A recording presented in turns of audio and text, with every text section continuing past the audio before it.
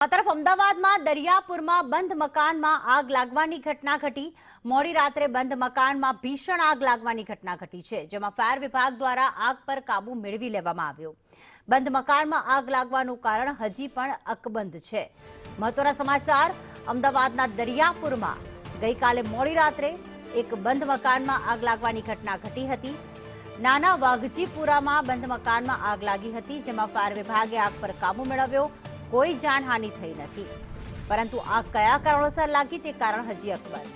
કશ્યપ અમારી સાથે phone line પર જોડાઈ ગયા છે। કશ્યપ, લગભગ કેટલા વાગ્યાની આ ઘટના છે અને આગ લાગવા પાછળનું કોઈ કારણ સામે આવ્યું છે?